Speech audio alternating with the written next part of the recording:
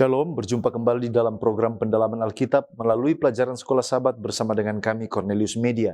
Kita sudah tiba di penghujung triwulan ini di pelajaran ke-13 dengan tema bersinar dengan kemuliaan Allah. Kembali lagi bersama dengan saya Pendeta Edward Taliwongso dan juga Pendeta Felix Gosal dan juga Pendeta Widodo Purwanto. Kita akan mempelajari pelajaran ini, tetapi sebelumnya mari kita tunduk kepala, kita berdoa. Bapa Tuhan kami, Allah yang maha baik, terpujilah Engkau untuk kasih setiamu. Engkau sudah menjaga memeliharakan kami sampai saat ini. Sekarang ini kami mau untuk mempelajari firman-Mu. Kami sangat membutuhkan kuasa dari sorga yang akan menolong memampukan kami untuk mengerti kebenaran firman Tuhan. Di dalam nama Yesus Kristus kami sudah berdoa. Amin. Saudaraku, kami mau mengingatkan tanggung jawab kita adalah kita mempelajari pelajaran sekolah sahabat kita masing-masing sebelum kita menyaksikan program ini, supaya kita dapat memperoleh gambaran yang lengkap tentang apa yang dibicarakan, didiskusikan melalui program ini. Program ini dibagi dalam 4 bagian. Yang pertama, kita akan melihat dasar-dasar Alkitabiah dari pelajaran sepanjang pekan ini.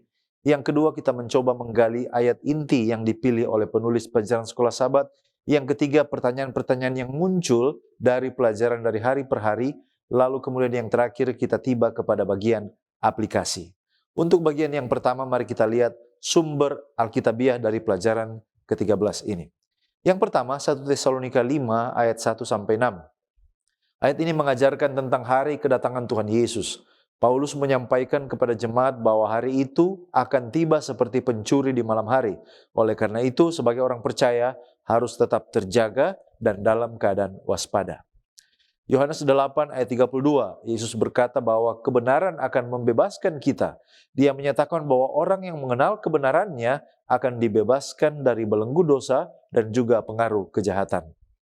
Wahyu 18 ayat 1, ayat ini menunjukkan bahwa seorang malaikat turun dari sorga dengan kuasa besar, memberitahukan tentang kejatuhan Babel, yang kemudian malaikat ini memperingatkan tentang kehancuran Babel dan menggambarkan kota itu sebagai tempat yang penuh dengan kejahatan dan juga hawa nafsu duniawi.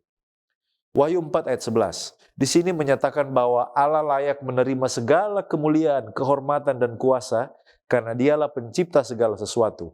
Allah menciptakan segala sesuatu demi kehendaknya dan segala sesuatu yang ada untuk kemuliaannya. Keluaran 33 ayat 18-19. Musa meminta kepada Allah untuk menunjukkan kemuliaannya. Lalu kemudian Allah menyanggupinya dan berfirman bahwa ia akan menyatakan semua kebaikannya kepada Musa. Namun Allah menegaskan bahwa manusia tidak dapat melihat wajahnya karena tidak ada yang dapat melihat Allah dan kemudian tetap hidup. Wahyu 5 ayat 16 dan juga ayat yang ke-12 menggambarkan penglihatan Yohanes tentang anak domba yang disembelih, yang memiliki 7 tanduk dan 7 mata. Anak domba tersebut melambangkan Yesus Kristus yang telah memberikan dirinya sebagai korban tebusan untuk menebus dosa umat manusia. Dan Wahyu 13 ayat 8 menyatakan bahwa semua penduduk bumi yang tidak tertulis di dalam kitab kehidupan anak domba yang disembelih itu akan menyembah binatang itu. Dan ini menggambarkan pengaruh yang kuat dan kekuatan jahat pada akhir zaman. Selanjutnya kita melihat pengertian dan maksud dari judul bersinar dengan kemuliaan Allah. Apa yang dimaksud dengan kemuliaan Allah? Nah, definisi kemuliaan Allah atau frase kemuliaan Allah dipakai dalam Alkitab itu dalam berbagai pengertian. Yang pertama, kadang-kadang ini melukiskan kemegahan, keagungan Allah. Contohnya 1 Tawarik 29 ayat 11 atau Habakuk 3 ayat 3-5. Di sini digambarkan sebagai suatu kemuliaan yang demikian cemerlang sehingga tidak ada manusia yang dapat memandang lalu kemudian tetap hidup. Dalam konteks ini, kemuliaan Allah itu artinya keunikannya, kekudusannya, dan juga kemahatinggiannya. Petrus menggunakan istilah yang maha mulia sebagai nama Allah di dalam 2 Petrus 1 ayatnya yang ke-17. Yang kedua, kemuliaan Allah juga mengacu kepada hadirat Allah yang tampak di antara umatnya. Kita mengenal kata Shekinah. Shekinah ini adalah kata Ibrani yang artinya tempat tinggal Allah, dipakai untuk melukiskan perwujudan dari kehadiran dan kemuliaan Allah yang tampak. Kita tahu bahwa Musa melihat kemuliaan Shekinah Allah di dalam tiang awan dan tiang api. Keluaran 13 ayat 21. Di Keluaran 29 ayat 43, Shekinah ini disebut sebagai kemuliaanku, dan kemuliaan ini menyeliputi Gunung Sinai ketika Allah memberi hukum Taurat. Yang ketiga, aspek yang lain dari kemuliaan Allah adalah hadirat dan kuasa Roh Kudus-Nya. Nah, di sini kita lihat bahwa kecemerlangan keagungannya belum tampak dengan jelas, walaupun kita lihat alam itu menceritakan kemuliaan Allah. Akan tetapi, orang percaya mengalami kemuliaan dan kehadiran Allah di dalam persekutuan, kasih, kebenaran, dan manifestasi Allah melalui kuasa Roh Kudus. Jadi kemuliaan Allah juga nampak ketika orang percaya dipenuhi oleh kuasa Roh Kudus. Dan yang perlu kita ingat bahwa semua bentuk penyembahan berhala itu artinya menghina kemuliaan Allah dan mencela nama Allah. Kemuliaan Allah itu dinyatakan melalui Yesus Kristus. Kalau kita baca kitab Yesaya berbicara tentang kedatangan Yesus Kristus, ia bernubuat bahwa di dalam Kristus kemuliaan Allah akan dinyatakan untuk dilihat semua manusia. Yesaya 40 ayatnya yang ke-5. Lalu kemudian kemuliaan Allah juga ini dialami di dalam kehidupan orang percaya. Itu kita bisa melihat bagaimana kemuliaan Allah dapat dihubungkan pada orang-orang percaya secara pribadi. Mengenai kemuliaan surgawi Allah yang megah, masih benar bahwa tidak seorang pun yang dapat melihat itu lalu kemudian hidup. Kemuliaan itu ada, tetapi kita memang tidak dapat melihatnya. Karena Allah tinggal bersemayam dalam terang yang tak terhampiri, tidak ada yang manusia yang dapat melihat dia. Sesuai dengan 1 Timotius 6 ayat 16. Pengalaman tentang kemuliaan Allah ini adalah sesuatu yang akan diperoleh semua orang percaya ketika keselamatan mereka disempurnakan. Ketika mereka berhadapan muka dengan Yesus, mereka akan dibawa ke hadapan hadirat Allah yang mulia. Ibrani 2 ayat 10, 1 Petrus 5 ayat 10, dan juga Yuda 1 ayatnya yang ke-24. Lalu kemudian yang lebih dekat lagi bahwa orang percaya yang sungguh-sungguh mengalami kehadiran rohani daripada Allah, Roh Kudus akan membawa hadirat Allah dan Tuhan Yesus akan dekat kepada kita. Itu 2 Korintus 3 ayat 17, 1 Petrus 4 ayat 14. Pada saat roh menjadi aktif dengan penuh kuasa di dalam gereja, maka di sanalah kemuliaan Allah akan nampak di antara orang-orang percaya. Lalu yang keempat, orang percaya yang berusaha meninggalkan dosa dan menjauhi penyembahan berhala dipenuhi dengan kemuliaan Kristus itu sendiri. Inilah definisi tentang judul yang akan kita pelajari, bersinar dengan kemuliaan Allah. Baik, terima kasih pendeta. Dan saat ini kita akan melihat mengapa ada malaikat juga dan ada kemuliaan di dalam Wahyu pasal 18 ayatnya yang pertama. Apa arti dari kata-kata ini? Nah, terlebih dahulu mari kita lihat siapa malaikat yang dimaksud datang dengan kemuliaan di dalam Wahyu pasal 18 ini. Nah, Seventh-day Adventist Bible Commentary dan beberapa komentator lain setuju jika malaikat lain di dalam Wahyu pasal 18 ini tidak sama dengan malaikat yang ada di dalam pasal sebelumnya atau pasal 17. Lalu siapa malaikat yang ada di dalam pasal 18 ini? Nah, sesuai dengan artinya, kata malaikat atau angel ini artinya adalah messenger atau pembawa berita. Dan pembawa berita di dalam Alkitab bisa merujuk kepada malaikat dan juga bisa merujuk kepada manusia. Contohnya di dalam Markus 1 ayat 2, Lukas 7 ayat 24 dan 9 ayat 52, kata messenger ini merujuk kepada Yohanes Pembaptis, murid-murid Yohanes Pembaptis dan murid-murid Yesus sendiri. Seorang teolog Advent yang bernama Mervyn Maxwell di dalam bukunya The Message of Revelation percaya jika messenger ini juga bukan merujuk kepada malaikat, tetapi pembawa kabar Kristus di akhir zaman. Lalu apa arti dari kemuliaan di dalam ayat ini? Komentar atau Seventh-day Adventist Bible Commentary percaya jika kemuliaan ini merujuk kepada kemuliaan Allah itu sendiri. Dan Mervyn Maxwell di dalam bukunya The Message of Revelation menjelaskan jika kata kemuliaan itu ditujukan kepada jika kata ini ditujukan kepada manusia, maka itu akan menggambarkan kemuliaan dari karakter Allah yang diperlihatkan dalam kehidupan umat Tuhan. Nah, saudara, di akhir zaman Tuhan akan menaruh kemuliaannya, menaruh karakternya pada dahi umatnya. Oleh karena itu, malaikat di dalam Wahyu pasal 18 ini adalah simbol dari umat Tuhan di akhir zaman. Laki-laki dan perempuan, tua muda, dalam kehidupan mereka, dalam perkataan dan iman mereka memperlihatkan kemuliaan Allah di rumah, di tempat kerja, dan di mana saja mereka berada. Nah, kemudian kita mungkin bertanya, apa kita dapat bersinar atau apa kita dapat bersinar memperoleh sinar kemuliaan Allah itu? Nah, saudara, jawabannya adalah kita dapat bersinar atau memancarkan sinar kemuliaan Allah itu dalam kehidupannya. Bagaimana caranya? Di dalam Galatia pasal 5 ayat 22-23, di sana menjelaskan Roh Kudus akan memberikan umatnya buah roh. Dan ini adalah atribut dari karakter Allah. Perjanjian baru atau New Covenant itu memberikan janji jika Roh Allah akan menulis hukum pada hati dan pikiran umatnya. Dan penurutan kepada hukum Allah, khususnya pembelian hari Sabat ini, akan menunjukkan sifat-sifat dari buah roh ini. Dan inilah adalah karakter yang memeteraikan umat Allah secara permanen. Karakter Allah di dalam umatnya akan dikembangkan dari hari ke hari. Ini adalah sebuah proses sehingga umatnya akan bersinar dengan kemuliaan Allah. Baik, sekarang kita datang kepada ayat inti kita yang terdapat di dalam Wahyu pasal yang ke-18 ayat yang pertama. Kemudian daripada itu aku melihat seorang malaikat lain turun dari sorga. Ia mempunyai kekuasaan besar dan bumi menjadi terang oleh kemuliaannya. Nah, mari kita lihat konteks dari perikop ayat inti ini. Secara urutan atau sequence, konteks perikop Wahyu pasal 18 adalah kelanjutan dari pekabaran di pasal sebelumnya, pasal 17.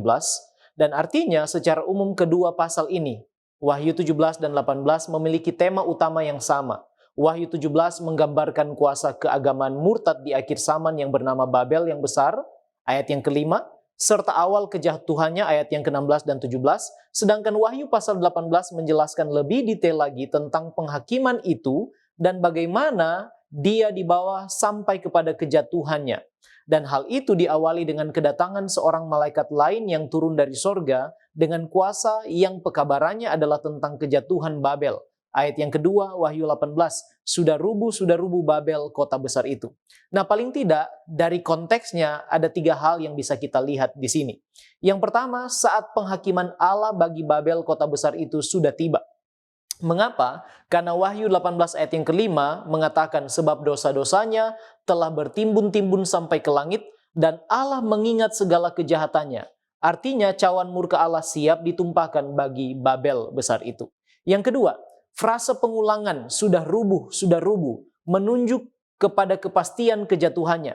Dan Yohanes sebenarnya sedang menggunakan kata-kata nubuatan yang dituliskan oleh Nabi Yesaya tentang kejatuhan Babel kuno. Yesaya 21 ayat yang ke-9.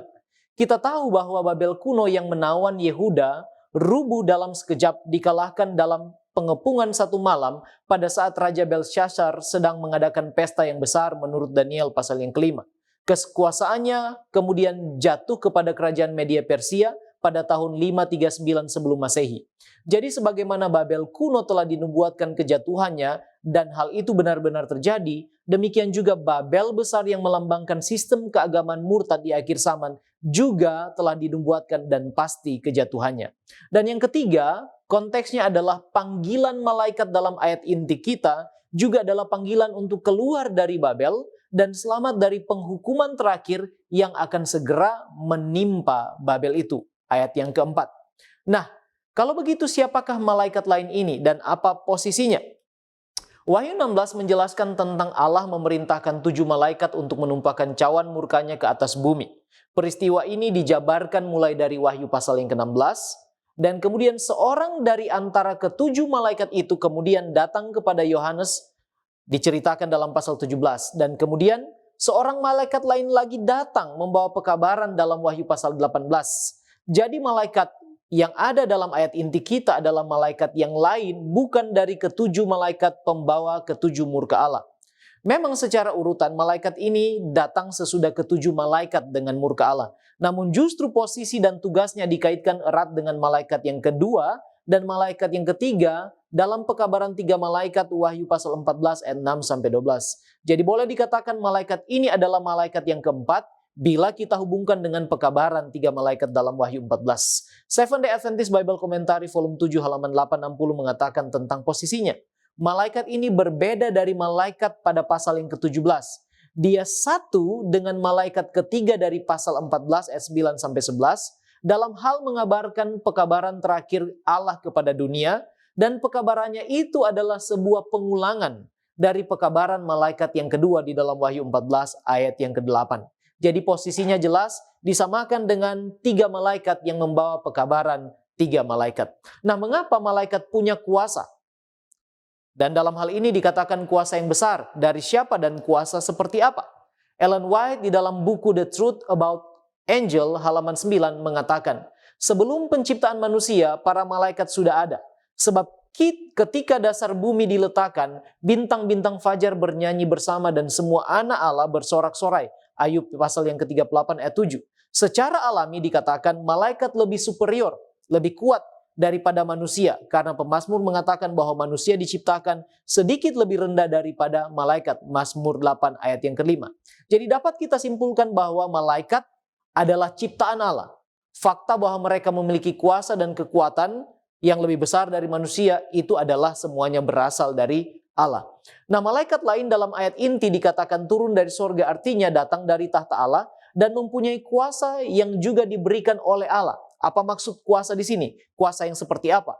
Kata kuasa atau power dalam bahasa Greka, exousia, dapat diterjemahkan kuasa atau otoritas. Yang dimaksud di sini adalah otoritas yang diberikan Allah kepadanya untuk menyampaikan pekabaran terakhir Allah tentang kemurahannya, dan otoritas untuk memberi amaran kepada seluruh penduduk dunia tentang nasib yang akan segera menimpa Babel besar itu. Kemudian kita berbicara tentang kemuliaan malaikat itu. Kemuliaan yang seperti apa? Mari kita lihat dalam bukunya Revelation of Jesus Christ Commentary on the Book of Revelation edisi yang kedua, Ranko Stefanovic mengatakan bahwa kemuliaan malaikat lain ini adalah kemuliaan Allah melalui penampakannya. Kemuliaan malaikat itu melebihi kemuliaan Babel yang menawan. Penampilannya yang mulia dan suaranya yang nyaring dimaksudkan untuk menarik perhatian penduduk bumi kepada seruan terakhir Allah untuk meninggalkan sistem agama yang murtad itu dan berbalik kepada Allah untuk menghindari apa yang akan menimpa mereka yang tidak bertobat. Pemberitaannya adalah sebuah panggilan untuk memisahkan diri dari Babel dan berbalik kepada Allah dan menuntun kepada akhir dari pekabaran peringatan 3 malaikat di dalam Wahyu pasal yang ke-14. Nah, Testimonies for the Church volume 6 halaman 19 dikatakan, pekabaran kebenaran Kristus terdengar dari ujung bumi yang satu ke ujung yang lain. Inilah kemuliaan Allah yang menutup pekerjaan malaikat yang ketiga.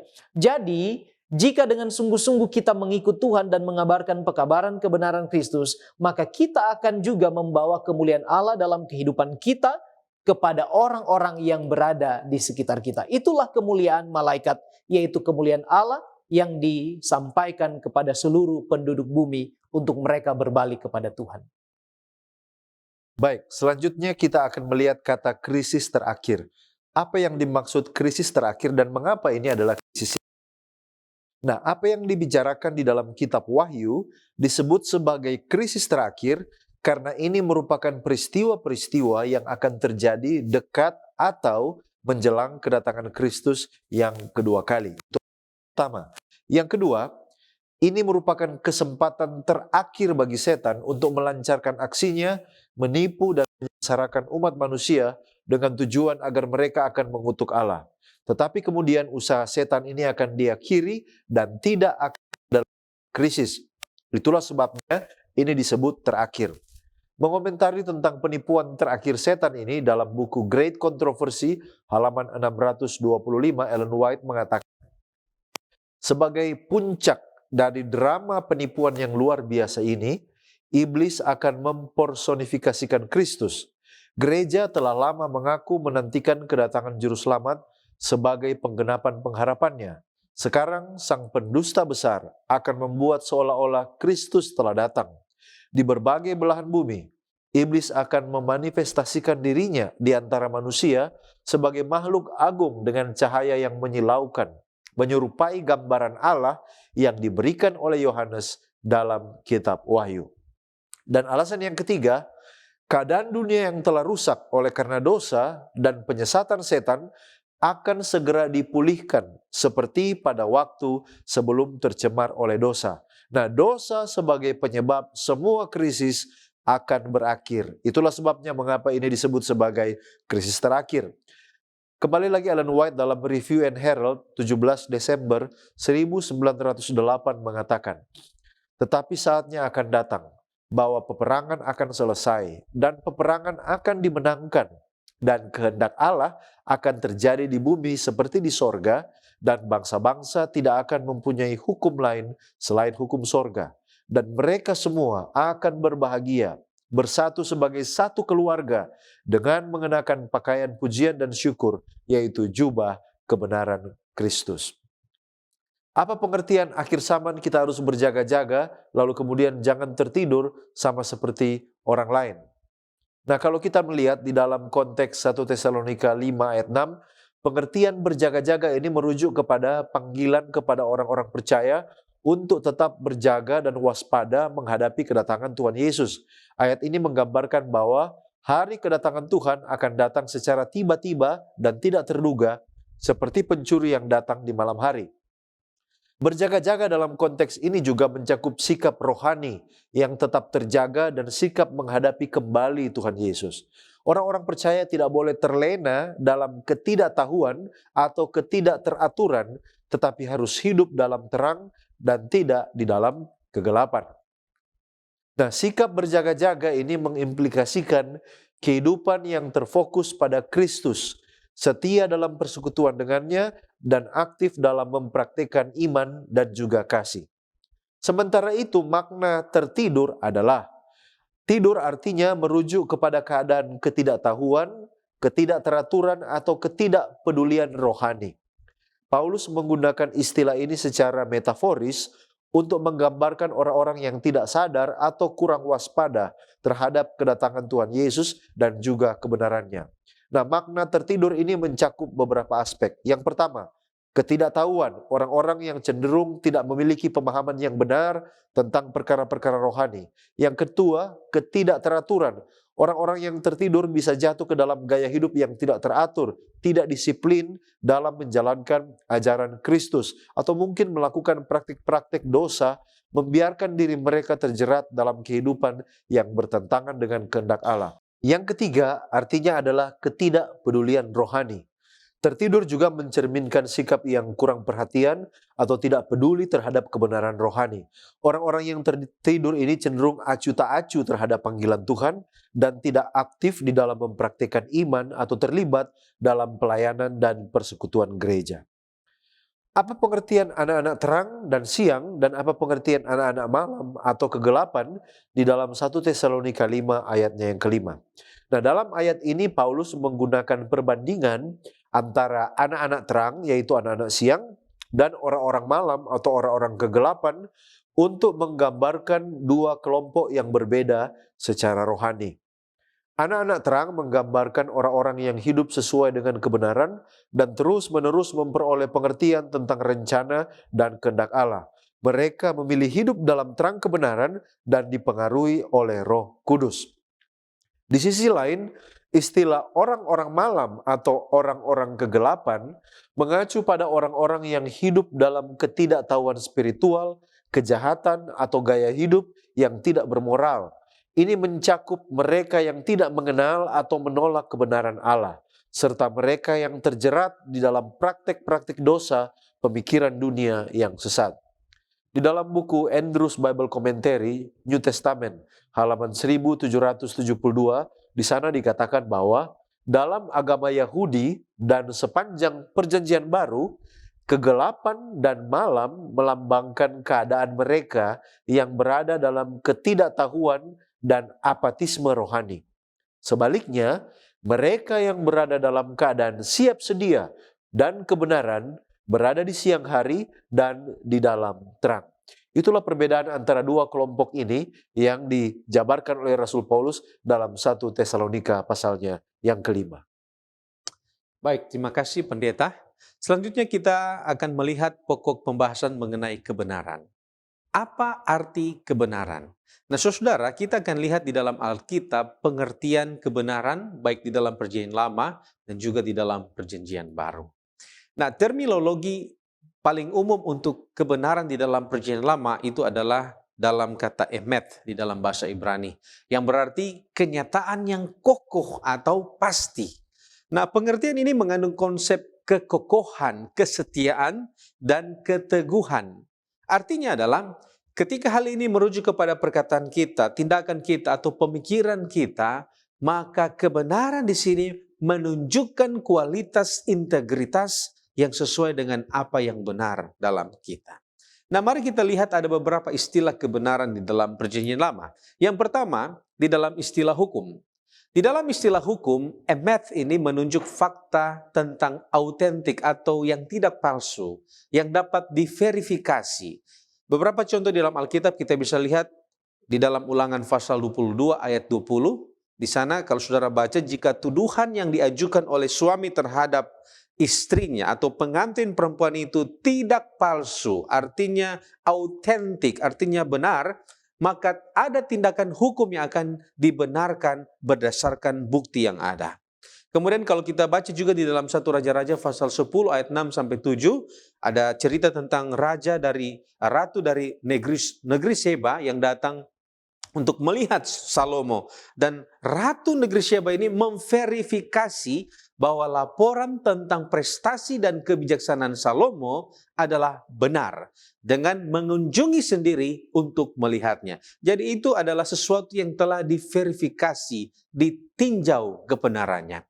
Kemudian yang kedua adalah konsep kebenaran di dalam Perjanjian Lama. Ini sering juga muncul dalam pengertian agama, pengertian spiritual. Contohnya di dalam Mazmur pasal 51 ayat 6, di sana Allah menghendaki umatnya untuk memiliki kebenaran di dalam batin. Nah, saudara, bagaimana dengan Perjanjian Baru? Apa arti dari kebenaran di dalam Perjanjian Baru? Nah, di dalam Perjanjian Baru kebenaran ini datang dari kata aletheia. Di dalam Perjanjian Baru, kata ini berarti mengungkapkan apa yang telah tersembunyi. Nah, aletheia ini adalah ketika seorang sejarawan akan menggunakan kebenaran untuk menunjukkan atau membuktikan sesuatu itu adalah nyata atau mitos, artinya membuktikan. Nah, orang Kristen di abad permulaan juga memahami aletheia ini dengan poin-poin yang sangat beragam. Contohnya, bagi Paulus, kebenaran itu adalah ketetapan dan kekuatan yang kontras dengan cara pemahaman orang-orang yang pagan. Kemudian, menurut Paulus, kebenaran itu juga berarti standar yang sah, yang asli, atau yang benar. Kebenaran itu adalah kejujuran. Kebenaran itu adalah lawan dari perbuatan jahat dan sesuatu yang dapat diandalkan atau dapat dipercaya. Dan kebenaran ini merujuk kepada keadilan Allah, bukan kepada ketidakadilan manusia. Nah, kemudian Yohanes juga memberikan arti, definisi dari kebenaran. Bagi Yohanes, kebenaran itu bisa berarti pengetahuan yang menyelamatkan. Nah, dalam konteks keselamatan, Yesus itu adalah kebenaran, dan kebenaran ini yang bisa membebaskan seseorang dari dosa dan dari perbudakan. Jadi secara singkat kesimpulannya, di dalam konteks Perjanjian Lama dan Baru, kebenaran ini memiliki makna yang beragam. Namun pada dasarnya, kebenaran ini adalah realitas yang pasti, integritas moral, ketetapan, kejujuran, kesetiaan, dan pengetahuan yang menyelamatkan, yaitu pengetahuan tentang Yesus Kristus, dan kebenaran yang terutama adalah atribut Allah yang sempurna. Santo Thomas Aquinas mendefinisikan kebenaran sebagai kesesuaian antara pikiran dengan realitas sesuatu, atau artinya kebenaran itu terletak pada pikiran atau akal budi yang memahami dan pada sesuatu yang dapat dipahami sesuai dengan akal budi. Nah, saudara, dari mana dan siapa kebenaran itu? Nah, saudara, kebenaran itu berasal dari sifat Allah. Nabi Elia saat memulihkan anak janda dari kematian, Elia mengakui bahwa firman Allah dalam mulutnya adalah kebenaran. 1 Raja-Raja 17 ayat 24. Nah, kebenaran mengacu kepada kebenaran Allah yang menyelamatkan melalui Yesus Kristus. Yesus menyatakan bahwa dia adalah jalan, kebenaran, dan hidup. Yohanes 14 ayat 6, Yesus berkata kepadanya, "Akulah jalan dan kebenaran dan hidup.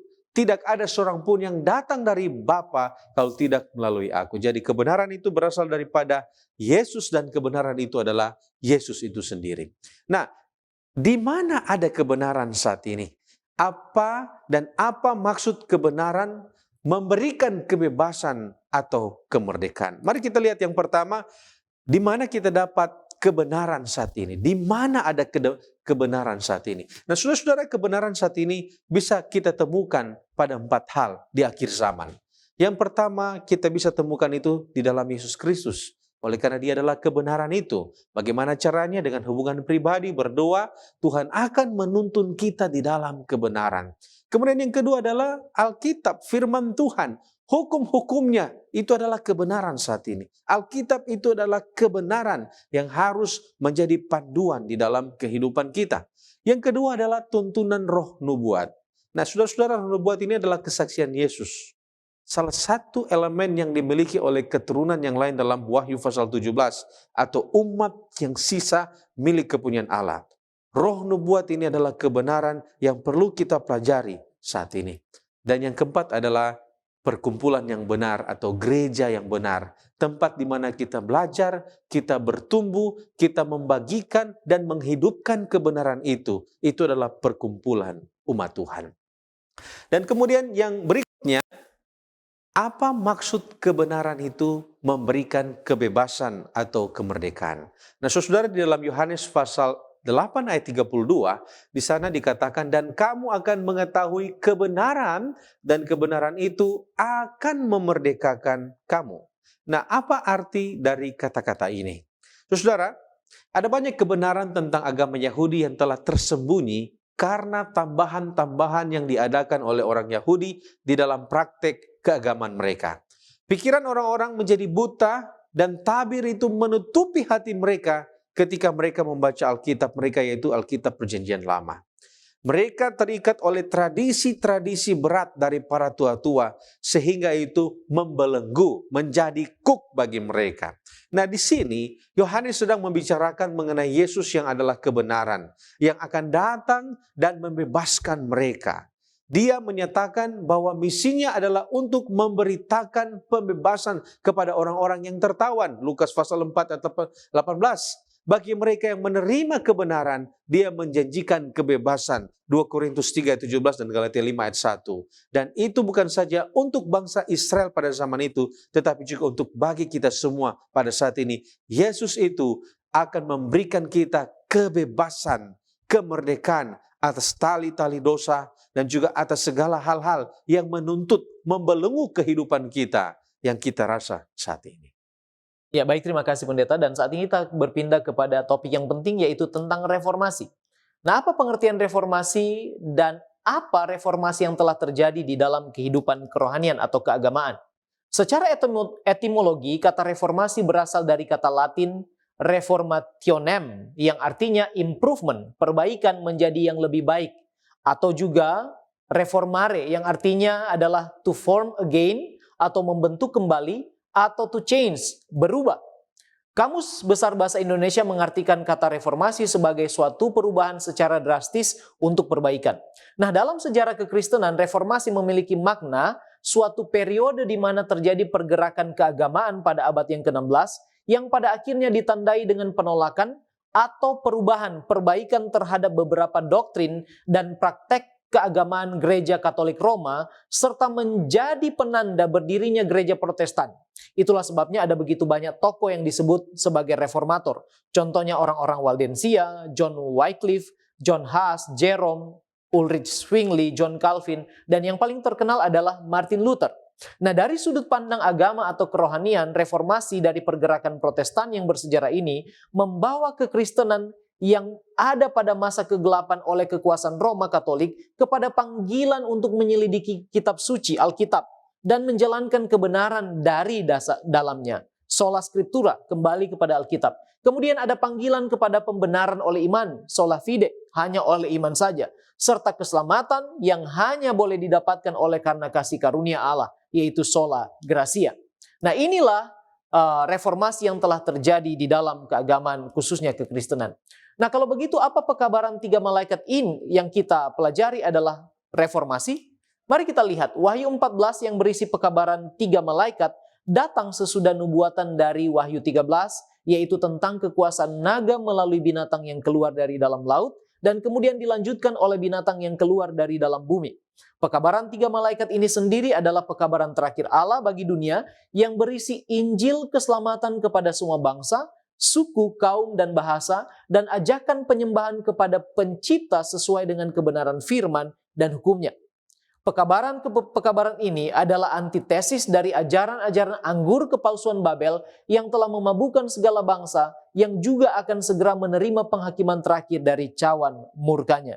Jadi bisa dikatakan bahwa pekabaran 3 malaikat adalah pekabaran reformasi bagi umat manusia di akhir zaman, di mana melalui pekabaran 3 malaikat, penduduk bumi di akhir zaman akan diarahkan kepada pembenaran oleh iman dan keselamatan oleh kasih karunia yang sesuai Injil yang kekal, dan ini jugalah yang merupakan doktrin dan pekabaran inti dari orang-orang Advent.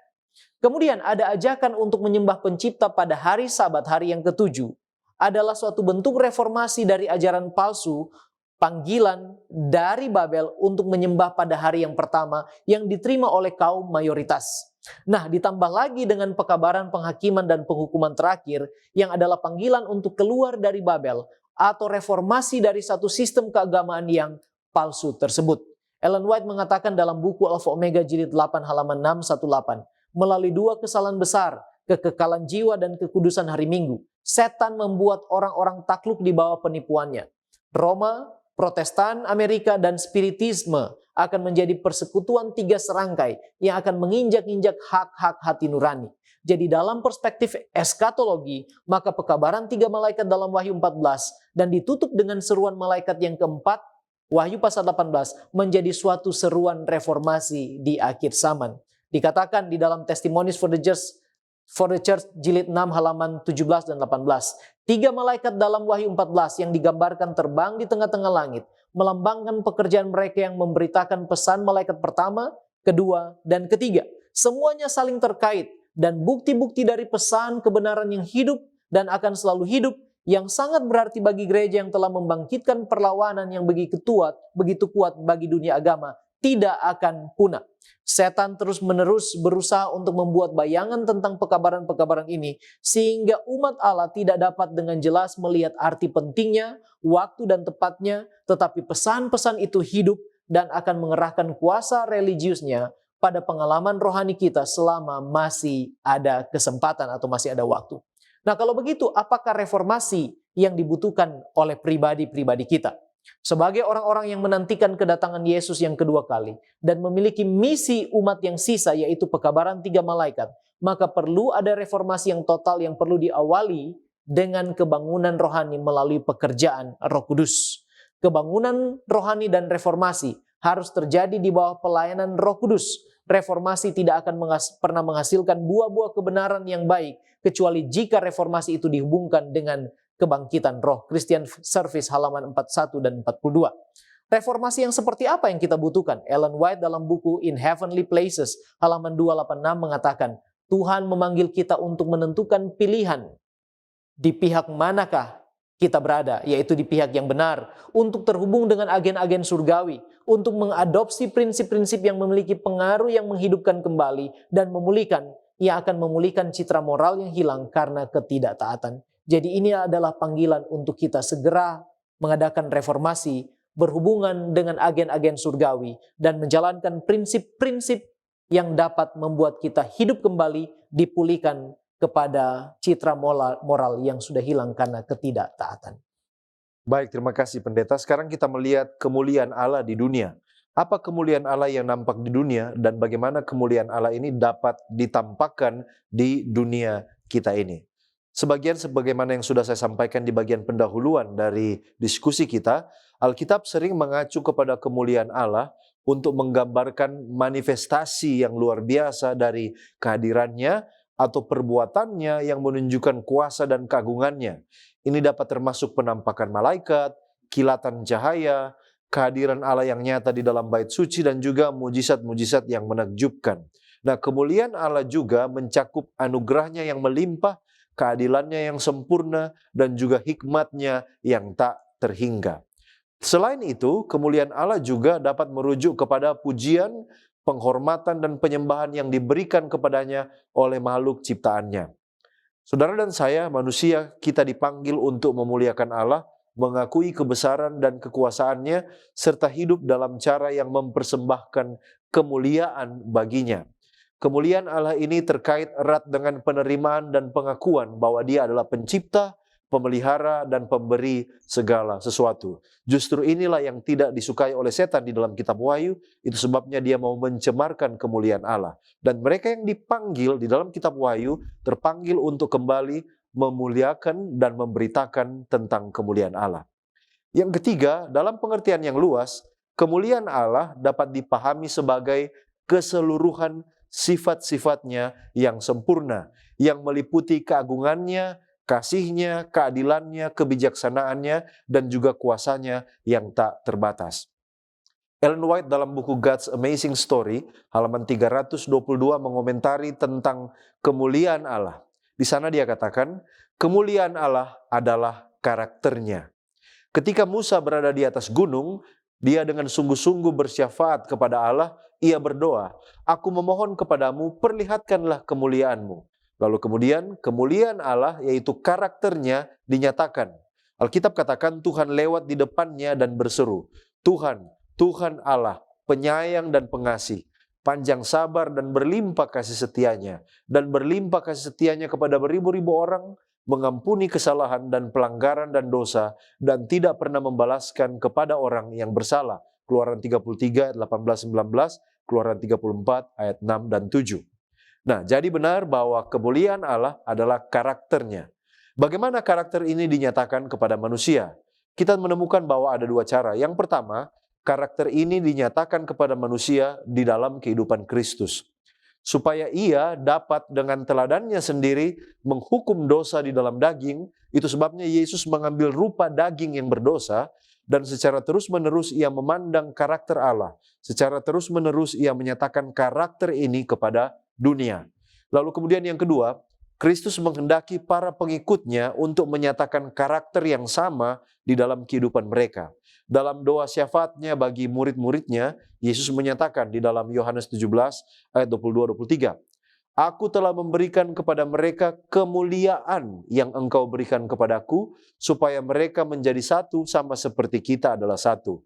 Aku di dalam mereka dan Engkau di dalam aku, supaya mereka sempurna menjadi satu, agar dunia tahu bahwa Engkau yang telah mengutus aku dan bahwa Engkau mengasihi mereka sama seperti Engkau mengasihi aku." Jadi cara yang kedua, kemuliaan ini dapat dinampakkan adalah melalui pengikut-pengikut Kristus. Kita mungkin bertanya, apa penting dan manfaat kemuliaan Allah ini bagi dunia dan juga bagi kita secara pribadi? Minimal ada beberapa hal. Yang pertama, kemuliaan atau karakter Allah bagi dunia ini adalah sebuah pembuktian kebenaran Allah dan kebohongan tuduhan setan tentang karakter ilahi. Yang kedua, pekerjaan pemberitaan tentang kemuliaan Allah kepada dunia ini akan menandai usainya tahap pekerjaan malaikat ketiga. Artinya, kedatangan Kristus akan segera terjadi. Ini kita bisa lihat di dalam buku Testimonis jilid 6, halaman 19. Di sana dikatakan, pekabaran kebenaran Kristus terdengar dari ujung bumi yang satu ke ujung yang lain. Inilah kemuliaan Allah yang menutup pekerjaan malaikat ketiga. Ketika kita selesai memberitakan tentang kemuliaan Allah dinampakkan di atas bumi ini, maka Kristus akan segera datang. Pertanyaan selanjutnya, kemuliaan Allah yang dinyatakan bagi kita yang selalu terhubung dengan Allah, apa artinya? Itu artinya adalah jalan menuju kepada kesempurnaan. Dalam buku Acts of the Apostles halaman 531, di sana dikatakan, Allah telah memanggil umatnya kepada kemuliaan dan kebajikan. Dan hal ini akan terwujud dalam kehidupan semua orang yang sungguh-sungguh terhubung dengannya. Setelah menjadi bagian dari karunia surgawi, mereka harus terus maju menuju kesempurnaan, dipelihara oleh kuasa Allah, oleh iman. 1 Petrus 1 ayatnya yang kelima. Jadi di sini kita lihat dengan jelas bahwa kemuliaan Allah dinyatakan, keuntungannya bagi Allah, karakternya akan dibela, lalu kemudian itu menandai bahwa pekerjaan di dunia ini telah usai, dan yang ketiga itu membawa saudara dan saya kepada kesempurnaan di hadapan Kristus. Baik, terima kasih pendeta. Dan kita melangkah ke pokok pembahasan selanjutnya, yaitu mengenai anak domba. siapa yang dilambangkan dengan anak domba dan mengapa disembelih? Apa arti dari pemahaman dari kata-kata ini? Nah, saudara, di dalam kitab Wahyu ada dua macam anak domba. Yang pertama, anak domba yang tersembelih, dan yang kedua, anak domba yang bersuara seperti naga. Kita harus dapat membedakan antara keduanya. Nah, sehubungan dengan anak domba yang bersuara seperti naga, kita sudah bahas pada pelajaran yang kemarin dan juga 2 minggu lalu. Ini mengenai sebuah kekuatan yang dilambangkan keluar dari dalam bumi. Anak domba yang bersuara seperti naga, artinya kekuatan atau kuasa atau negara kerajaan yang terlihat seperti anak domba, menawarkan kedamaian tetapi bersuara seperti naga. Artinya naga itu yang suka berperang, menganiaya dan membuat banyak kebimbangan, penipuan di dalam kehidupan keagamaan. Nah, saat ini kita akan bahas mengenai anak domba yang pertama, yaitu anak domba yang tersembelih. Nah, mari kita lihat siapa yang dilambangkan dengan anak domba di dalam kitab Wahyu ini. Saudara-saudara, anak domba yang tersembelih ini mengingatkan kepada kita apa yang terjadi di Perjanjian Lama. Sejak Adam dan Hawa jatuh, kemudian berlanjut di dalam bait suci, domba yang tersembelih ini selalu melambangkan Yesus itu sendiri yang mati atau yang akan mati menjadi juru selamat bagi umat manusia. Di dalam Alkitab ada beberapa ayat yang menguatkan pendapat ini. Yang pertama, kita bisa baca di dalam Yohanes 1 ayat 29, ini adalah pengakuan dari Yohanes Pembaptis ketika dia melihat Yesus datang, dia katakan, "Lihatlah anak domba Allah yang menghapus dosa dunia." Anak domba. Kemudian yang kedua kita bisa lihat itu di dalam Kisah Para Rasul 8 ayat 32. Dan Kisah Para Rasul 8 ayat 32 ini dikutip dari Yesaya pasal 53 ayat 7. Yaitu seperti seekor domba, ia dibawa ke pembantaian, dan seperti anak domba yang keluh di depan orang yang menggunting bulunya, demikianlah ia tidak membuka mulutnya. Ini adalah nubuatan mengenai Yesus itu sendiri, anak domba yang akan disalibkan. Nah, saudara, kemudian yang ketiga itu terdapat di dalam 1 Petrus pasal 1 ayat 19. Melainkan dengan darah yang mahal, yaitu darah Kristus yang sama seperti darah anak domba yang tak bernoda dan tak bercacat. Nah, saudara, semua ini merujuk kepada Kristus. Dan di dalam kitab Wahyu, anak domba ini adalah lambang dari Yesus Kristus itu sendiri. Nah, kemudian mari kita lihat apa artinya tersembelih. Mengapa anak domba ini tersembelih? Kalau kita membaca di dalam Seventh Day Adventist Commentary, Bible Commentary halaman jilid 8 halaman 772. Di sana dikatakan seperti ini. Yohanes mungkin melihat anak domba dengan luka kematiannya yang masih berdarah sebagai anak domba yang disembelih untuk dikorbankan di tempat kudus. Kata sebagai menunjukkan bahwa ini adalah simbol. Yohanes tidak mengatakan bahwa anak domba yang disembelih benar-benar berdiri di hadapan tahta Allah di surga. Sebaliknya, dia menggambarkan apa yang dia lihat dalam penglihatan simbolis.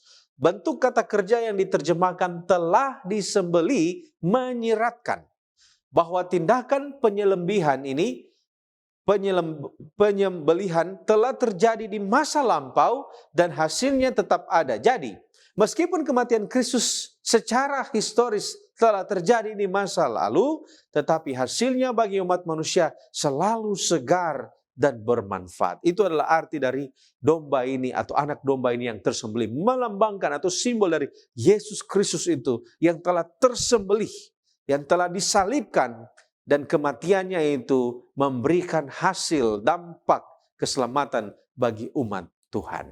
Terus saudara, kemudian kita melihat bahwa anak domba ini memiliki mata dan tanduk. Ada 7 tanduk dari anak domba ini. Mari kita lihat apa arti dari simbol-simbol ini. Di dalam Seventh Day Adventist Bible Commentary, jilid yang ke-7 halaman 772. Di sana memberikan kita jawaban apa arti dari 7 tanduk dan mata ini. Nah, 7 tanduk ini adalah 7 atau 7 ini adalah angka yang menandakan kesempurnaan. Dan tanduk-tanduk ini adalah simbol dari kekuatan dan kemuliaan. Oleh karena itu secara sederhana kita dapat mengatakan bahwa 7 tanduk anak domba ini menunjukkan bahwa Yesus itu adalah sempurna di dalam kekuatannya. Sekalipun dia terlihat seperti anak domba yang tidak berdaya, apalagi telah tersembelih, tetapi kekuatannya itu sempurna ketika dia berada di dalam kerajaan surga. Kemudian mata, apa simbol dari mata? Ini adalah simbol dari kebijaksanaan dan kecerdasan yang sempurna. Dan mata-mata ini menurut Adventist Komentari diidentifikasi sebagai 7 roh Allah. Sebuah ungkapan yang digunakan untuk Roh Kudus sendiri. Nah, sebagai penutup, dan kita boleh tarik aplikasi dari apa yang kita pelajari bersama, bagaimanakah kita dapat memancarkan kemuliaan Allah? Saya mau bagikan ada 4 hal. Yang pertama, kita perlu ingat Allah adalah kasih. Jadi bila kita mengasihi Allah dengan segenap hati, jiwa, pikiran, dan kekuatan kita, serta mengasihi sesama seperti diri kita sendiri, sesuai Markus 12 ayat 30 dan 31, maka kita akan memiliki karakter kasih seperti Allah, dan bila kita memiliki karakter itu, maka kita akan mampu memancarkan kemuliaannya. Yang kedua, kita perlu hidup dalam kebenaran. Firman Allah adalah kebenaran yang menguduskan, Yohanes 17 ayat 17. Dan bila kita hidup dalam kebenaran, firman-Nya kemudian menuruti kehendak Allah, maka kita akan bisa memancarkan kemuliaan-Nya. Yang ketiga, kita perlu berbuat kasih dan memberitakan Injil. Dan perbuatan-perbuatan kasih yang kita tunjukkan akan menarik perhatian orang lain dan mereka akan memuliakan Bapa, Matius 5 ayat 16. Dan yang paling terakhir untuk bisa memancarkan kemuliaannya adalah hiduplah terus dalam kendali Roh Kudus. Dengan demikian, maka kita mampu untuk memancarkan terang kemuliaan Kristus. Nah, kalau begitu bagaimana kita dapat melakukan reformasi rohani di dalam kehidupan kita masing-masing? Yang pertama, sola scriptura. Kita perlu kembali untuk mempelajari kebenaran-kebenaran firman Tuhan. Sebab orang-orang yang berjalan menurut Taurat Tuhan tidak akan pernah terantuk, tidak akan pernah tersandung, akan terus berjalan sesuai dengan tuntunannya. Yang kedua adalah sola gratia. Kita harus tetap yakin diubahkan melalui keselamatan yang kita terima hanya oleh karena kasih karunia, bukan karena usaha kita. Efesus 2 ayat 8 dan 9. Kemudian iman, kita perlu hidupkan iman itu kembali. Penyerahan yang total kepada kehendak Tuhan, di mana kita akan dituntun hari lepas hari, bertumbuh di dalam kasih karunia-Nya. Kemudian untuk reformasi, kita perlu solus Kristus. Yohanes 15 ayat 5, kamu tidak akan dapat berbuat apa-apa kalau di luar aku. Maka itulah sebabnya kita perlu hidup di dalam kuasa Kristus. Kemudian sola Deo Gloria, yaitu hanya untuk kemuliaan Kristus, hanya untuk kemuliaan Allah. Kalau kita memiliki kerendahan hati, maka segala sesuatu akan kita persembahkan untuk kemuliaan Dia. Kita perlu reformasi yang demikian. Yang keenam adalah repentance. Kita perlu pertobatan. Sebagaimana Nikodemus diajak untuk bertobat oleh kuasa Roh Kudus, maka kita perlu juga menerima Roh Kudus. Dan yang terakhir adalah penyerahan diri yang total kepada Roh Kudus yang akan memampukan kita menghasilkan buah-buah roh. Galatia 5 ayat yang ke-22 dan 23. Dan pada akhirnya, dalam arti khusus, Gereja Masih Advent hari ke-7 telah ditetapkan di dunia sebagai penjaga dan pembawa terang. Kepada mereka telah dipercayakan peringatan terakhir bagi dunia yang akan binasa. Kepada mereka telah disinari cahaya yang indah dari firman Allah. Mereka telah diberi tugas yang paling penting, yaitu memberitakan berita dari malaikat yang pertama, kedua, dan ketiga. Tidak ada pekerjaan lain yang begitu penting. Mereka tidak boleh membiarkan hal lain menyerap perhatian mereka. Kita perlu mengadakan reformasi di dalam kita membawa misi pekabaran kebenaran kepada orang lain, sehingga itu akan menarik orang lain untuk datang kepada Kristus. Mari kita meminta kuasa-Nya supaya kita dimampukan membuat reformasi di dalam kehidupan kita yang akan mempengaruhi orang lain untuk menerima pekabaran 3 malaikat sebelum pintu kasihan ditutup. Kita tunduk kepala dan kita berdoa. Terpujilah nama-Mu ya Tuhan, yang baik, yang mengasihi kami dengan kasih yang kekal, yang juga memberi kami kesempatan untuk belajar pada saat ini. Kiranya Roh Kudus-Mu menyertai kami, supaya kami memperoleh pengertian yang benar. Dan lebih daripada itu, mampukan kami untuk mempraktekannya di dalam kehidupan kami, supaya kami akan mengalami reformasi yang total di dalam Tuhan. Kebangunan rohani yang akan memampukan kami menjadi saksi bagi kebenaran firman-Mu kepada orang lain.